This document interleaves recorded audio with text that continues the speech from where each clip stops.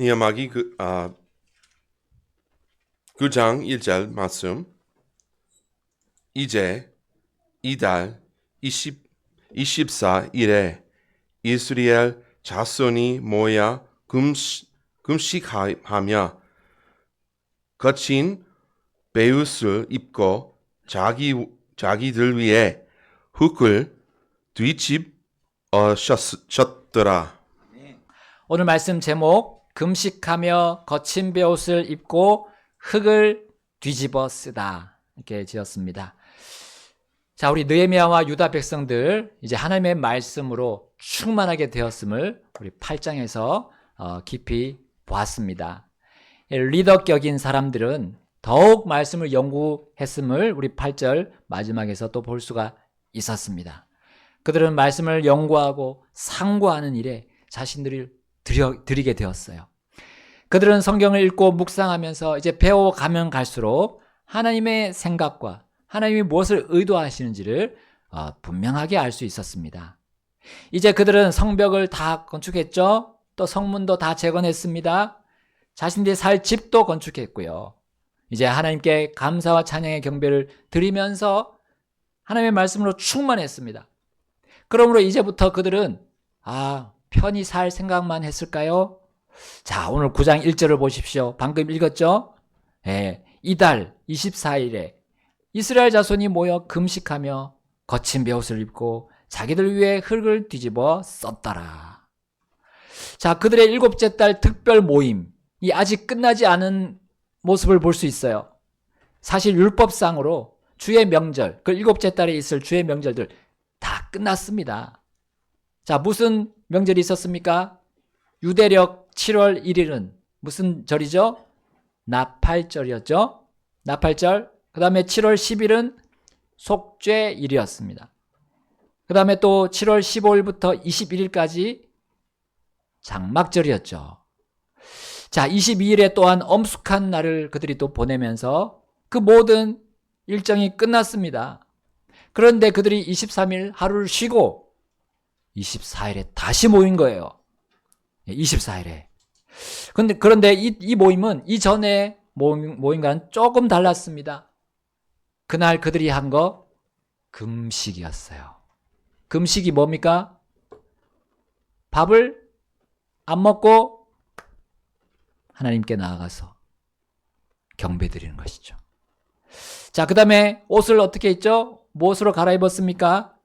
거친 베옷으로 입었어요. 자, 심지어 자기들 머리 위에 흙을 뒤집어 썼습니다. 자, 이러한 행동 우리 어디서 많이 본 것 같죠? 구약 시대를 통해서 우리 자주 볼 수 있습니다. 구약 성경에. 이것은 구약 시대에 사람들이 자신을 최하로 낮추는 그런 모습이었던 거예요. 최하로 낮추는 거예요. 우리는 이렇게 이런 식으로 행동을 했던 한 왕에 대해서 우리 기억할 수 있습니다. 자, 그 왕이 어떤 왕인지 한번 생각해 보세요. 자, 그 왕은 자기 집과 접해 있던 한 포도원을 보았습니다. 그리고 그것을 보고 거기를 자기의 채소밭으로 삼았으면 좋겠다 생각했어요. 자, 그래서 그는 그 포도원 주인에게 거래를 제시합니다. 너의 포도원은 내게 주면 내가 더 좋은 포도원 줄게. 혹시 싫으면 내가 돈을 쳐서 그것의 값을 줄 거야.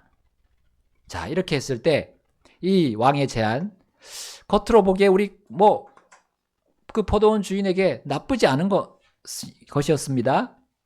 자, 이러한 거래에 왕의 어떤 사심이나 욕심이나 어떤 불법도 없었어요.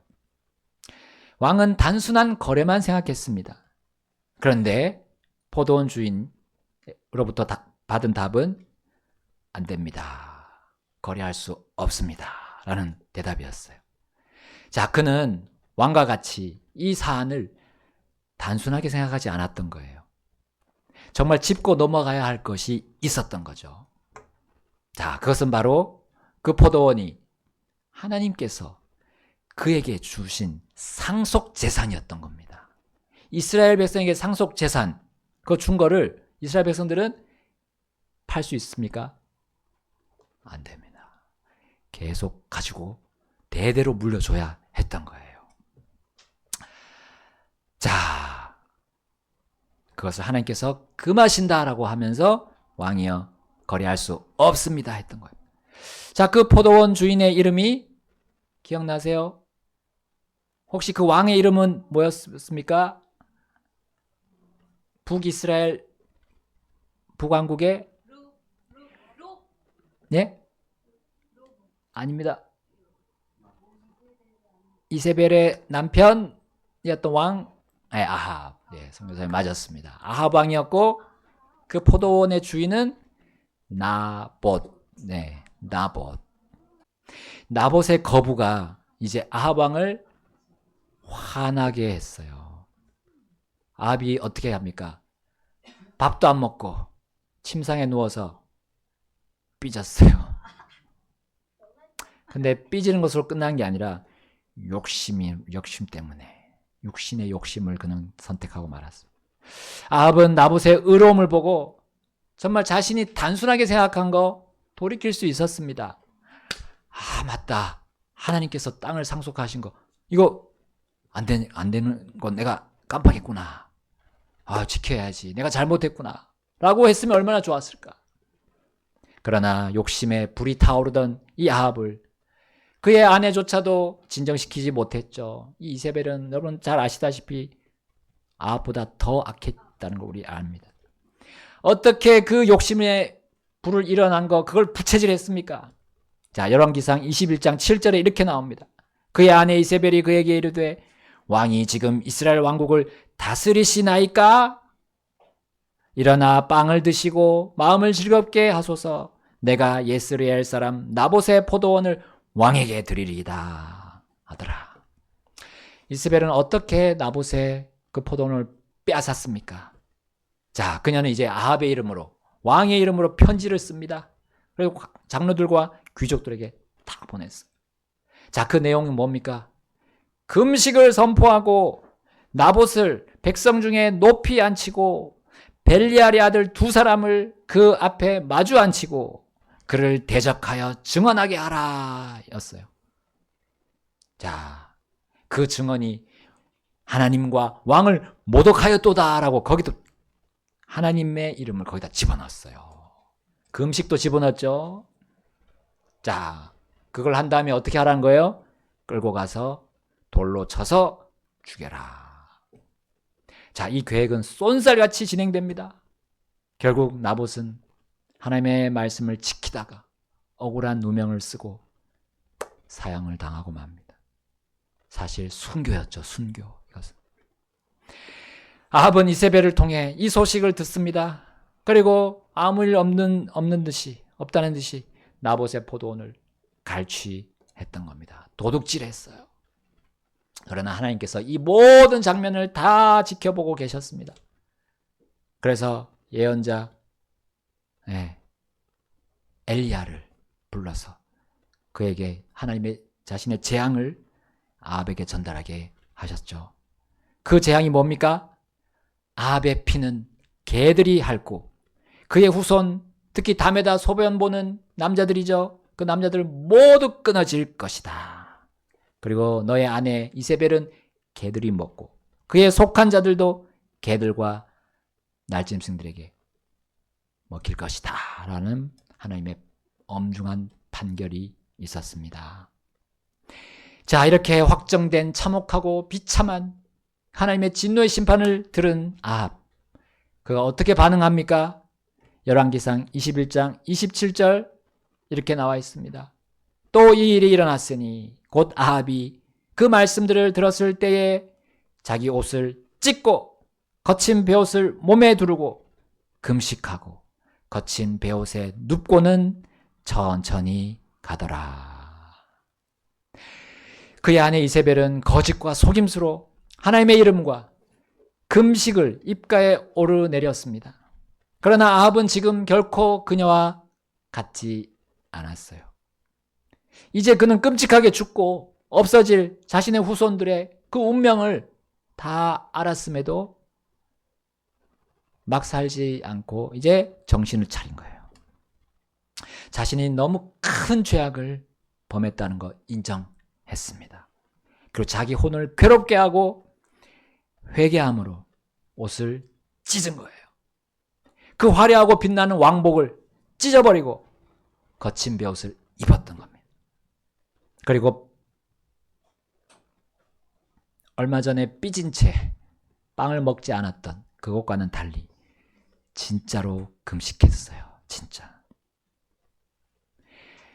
지금까지 교만하게 지내왔던 그 아합이 인생 최초로 겸손히 행했던 겁니다. 이것은 통치자들이 곧잘 백성들 앞에서 하는 보여주기식의 그런 정치가 아니었던 거예요.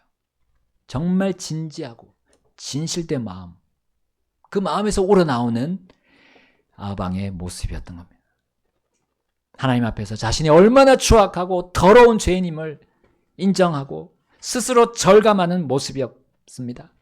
곧 자신의 죄악, 그 죄악 덩어리 육신을 죽음에 내어주고자 하는 그 결단과 의지를 아합이 보여주었어요. 이 진정한 겸손, 이 통회하는 모습을 하나님은 뿌리치지 않으시는 분이십니다. 그래서 엘리야에게 이렇게 말씀하셨습니다. 열왕기상 21장 29절에 아합이 내 앞에서 겸손히 행함을 내가 보느냐.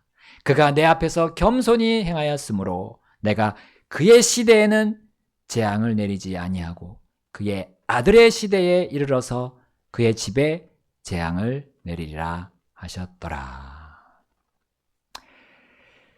겸손히 행하는 자에게 반드시 하나님의 은혜가 주어진다는 사실이죠. 이것을 이스라엘 백성이 잘 알고 있었습니다. 또한 포로로 사로잡혀서 갔다가 다시 돌아온 이 유다 백성, 느헤미야와 이 유다 백성들을 더욱 잘 인식하고 있었던 거죠. 그러므로 그들은 모든 7월의 명절을 다 보내고 나서도 자신들을 돌아보는 일에 게으르지 않았던 겁니다. 그들은 거짓없이 금식했습니다. 여러분, 금식은 단지 밥을 안 먹는 것만 말하지 않습니다. 그들은 밥을 먹지 않는 그 이유와 목적이 분명했던 거죠. 그들의 금식은 하나님의 뜻에 자신을 맞추기 위한 그 이유와 목적이었던 거예요. 금식을 해가지고 고행을 해가지고 하면서 심리적으로 이렇게 해방감을 가지고 위해서가 아니었던 거예요. 또한 금식을 통해 성찰을 해가지고 자기 의로 죄에서 구출받고자 함도 아니었습니다. 오직 그들은 몸의 생명보다 더 귀하게 여겨야 할 영적인 부분을 위해서 금식했던 겁니다. 그들은 혼이 추구하는 행복보다 영적인 행복을 추구하려고 금식했던 거예요. 또 성경에 흙을 뒤집어 쓰는 이런 장면이 또 나옵니다. 바로 욥의 세 친구들이 욥이 당한 그 고난의 소식을 듣고 그를 찾아왔습니다. 그들이 이제 재 가운데 앉아있는 그 불타고 남은 그 재입니다. 그 재 가운데 앉아있는 욥을 봤어요. 고통스러워하는 그 비참한 모습을 그들이 처음 보았을 때 그들이 어떻게 했습니까? 그 세 친구가 자기들의 겉옷을 찢습니다. 그리고 소리 높여서 울었어요. 그리고 머리 위에 티끌을 뿌렸습니다. 흙을 뒤집어 씌운 거죠. 쓴 거죠. 물론 나중에 그들이 욥을 정죄하기는 했지만 그들의 그 시작은 마치 아합처럼 하나님 앞에서 겸손히 행하는 것이었어요. 그들은 기본적으로 몸의 생명보다 더 귀한 하나님 그리고 그분의 말씀을 높이고자 그렇게 했던 겁니다. 자, 이후에 욥은 자신을 정죄하는 그들에게 변론하면서 그 역시 그러한 기본적인 자신의 중심을 그리고 자신의 진실함을 그리고 자신의 분명한 마음을 보여주었어요. 그래서 욥기 23장 12절에 이렇게 말씀합니다. 내가 그분의 입술의 명령에서 돌이키지 아니하고 내가 그분의 입의 말씀들을 내게 필요한 음식보다 더 귀히 여겼도다. 무엇을 더 귀히 여겼다고요? 하나님의 명령, 하나님의 말씀들을 무엇보다요? 내 몸에 필요한 음식, 몸의 생명을 위한 그 음식보다 더 귀히 여겼다. 이게 바로 금식의 모습. 이게 바로 내 겉옷을 찢는 것이고요. 머리에 흙을 뒤집어 쓰는 것입니다. 겸손한, 하나님 앞에 정말 겸손함이 여기 있습니다. 금식은 그분의 입술의 명령과 그분의 입의 말씀들이 생명임을 믿고 확신함에 따라야 하는 것입니다. 내 삶이 내 뜻대로, 내 계획대로 안 되니까 막 지치고 힘든 거예요. 너무 고통스러운 겁니다. 그래서 마지막 수단으로 금식을 하는 거, 그 음식은 헛된 겁니다. 그래서 하나님께서 미워하시는 기복신앙이고요. 기복적인 경배입니다. 옷을 찢고 거친 베옷을 입고 티끌과 흙을 머리에 뒤집어 쓰는 그런 구약의 성도들 가운데 이런 자들도 있었던 거예요. 거짓되게 한 사람도 있었습니다. 겉으로만 그렇게 하는 거. 하나님께서 뭐라고 말씀하십니까? 가증하다, 가증하다 하셨어. 곧 그들의 거짓된 경배를 하나님 받지 않으셨습니다. 결국 그들은 그 일로 인해서 다 아시리아와 유다로, 아시리아와 바빌론으로 큰 멸망을 받아야 했습니다. 겸손한 경배는 자신의 생명조차 귀하게 여기지 않는 것입니다. 필요한 음식보다 하나님과 그분의 말씀에 그것을 더 귀히 여기는 경배를 주님은 기뻐하십니다. 왜냐하면 그것이 사람에게 몸의 생명보다 더 필요한 것이기 때문이죠. 느헤미야와 이스라엘 자손들이 이제 일곱째 달 24일에 그렇게 주님 앞으로 겸손히 나아갔던 겁니다. 자, 이제 그들의 자세한 모습들을 한번 들여다 보십시다. 느헤미야기 9장 2절과 3절입니다. 느헤미야기 9장 2절 제가 먼저 읽고 3절 같이 읽겠습니다. 이스라엘의 씨가 모든 타국인으로부터 자신을 분리하고 서서 자기들의 죄들과 자기 조상들의 불법들을 고백하였더라. 함께 읽겠습니다. 3절. 또 그들이 자기 자리에서 일어서서 낮의 4분의 1 동안에는 주 자기들의 하나님의 율법책을 낭독하고 또 낮의 4분의 1 동안에는 자백하며 주 자기들의 하나님께 경배하였더라. 아멘. 그들이 하나님께 겸손하게 경배할 때 타국인과 분리했다라고 나오죠. 타국인은 하나님을 믿지 않는 자들입니다. 그들과 우리가 생활 속에 마주치고 일상에서 부대끼며 살지만 경배할 때 그들과 분리하는 것입니다. 경배는 왜냐하면 경배는 하나님과 1대1의 교제이기 때문입니다. 경배에 다른 어떤 사람도 어떤 존재도 끼어들 수 없습니다. 오직 하나님과만 대면해야 하는 때가 경배 시간이에요. 그들은 경배 시에 또 어떻게 했습니까? 자기들의 죄들과 자기 조상들의 불법들까지도 고백했어요.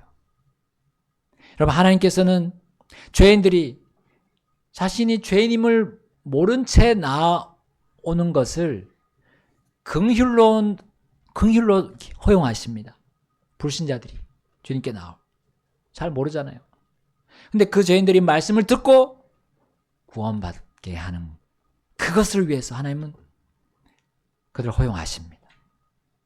그러나 그 죄인이 하나님의 복음을 받아들이고 하나님의 은혜를 받고 죄 용서를 받은 뒤에 이제 경배 자리로 나아갈 때 그때 자신이 죄와 불법을 정당화하면서 주님께 나아갈 수는 없습니다.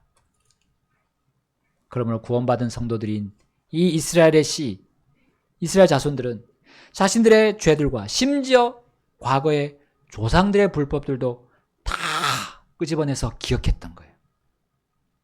왜냐하면 그것이 바로 그렇게 하는 것이 주의 은혜를 헛되지 않게 하는 것이기 때문이었습니다. 하나님과의 교제가 끊어지지 않게 하는 것이 그거였기 때문이에요. 겸손한 경배는 거룩한 가운데 주님과 깊은 교제를 하는 것입니다.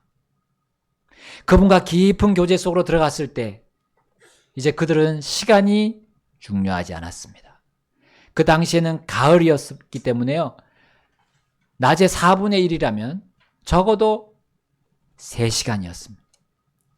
그들은 3시간 동안 성경을 낭독했습니다. 서서요. 그것도 서서. 또한 3시간 동안 자백했습니다. 하나님께 경배드렸던 거예요. 3시간 동안 말씀을 읽고 거기에서 발견된 죄들, 그 불법들 이제 3시간 동안 자백하면서 경배했다는 거죠. 얼마나 긴 시간 동안 그들이 성경을 상고했습니까?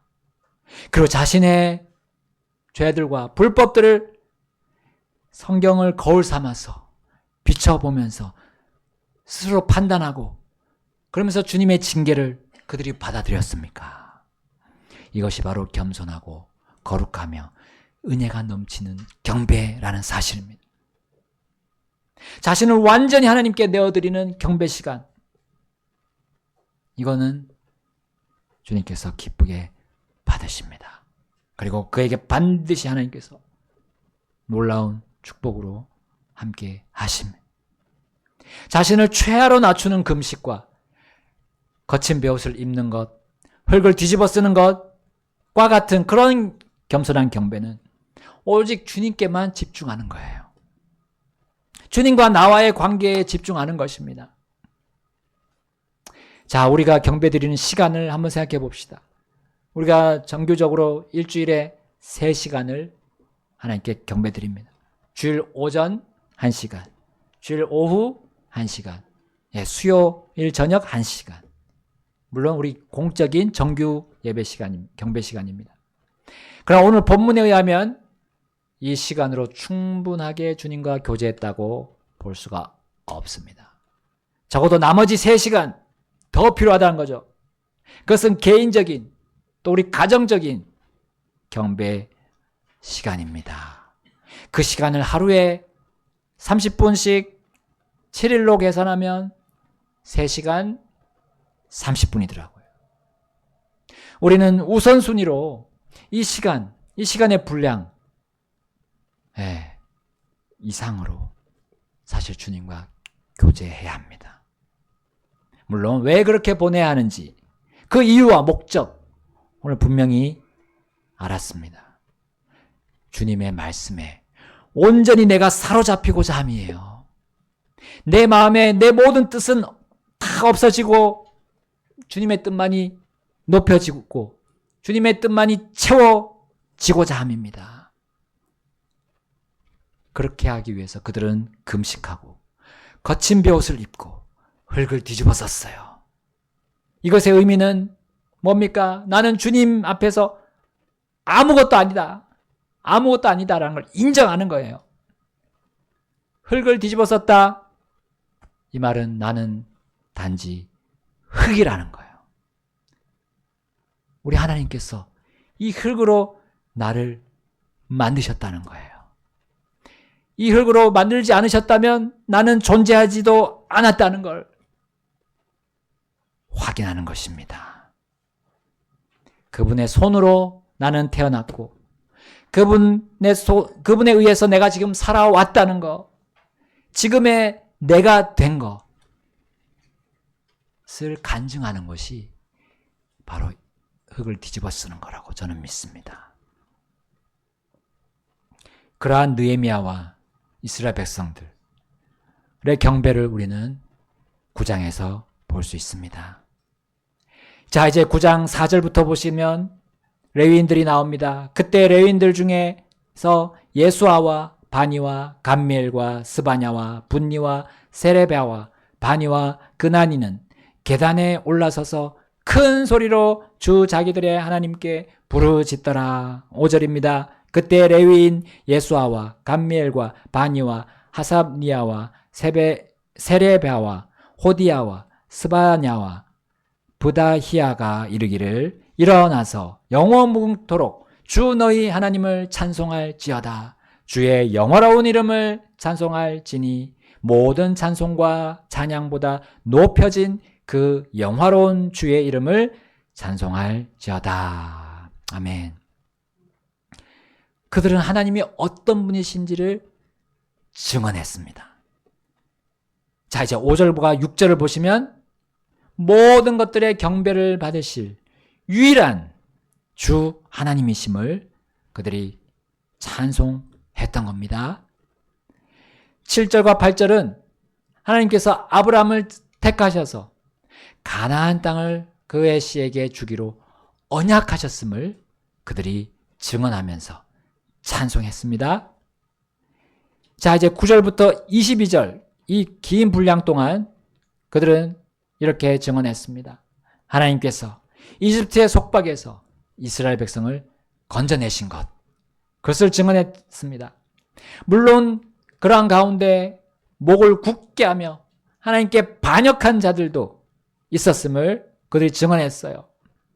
그리고 그들로 인해서 40년 동안 광야에서 하나님께서 그들을 부양하셨음도 증언합니다. 자, 이제 23절부터 30절까지는 젖과 꿀이 흐르고 풍족한 그 가나안 땅에 이스라엘 백성을 데리고 들어가신 하나님의 놀라우심을 그들이 증언했습니다. 물론 그러한 가운데 그들이 또 주님의 말씀을 자신들의 등 뒤로 던져버린 일도 증언했어요. 심지어 교만해서 불순종하는 자들, 그들을 하나님께서 돌이키시려고 예언자들을 보냈는데 그들의 그 예언자들도 죽였다는 거, 그것도 증언했어요. 결국 끝까지 주의 판단의 법도들 범하고 죄를 짓고 어깨를 뒤로 하고 목을 또 굳게 하면서 들으려 하지 않는 자들, 그 자들로 인해서 그들이 결국 아시리아와 바빌론에 의해 죽임을 당했다는 것, 그것을 증언했습니다.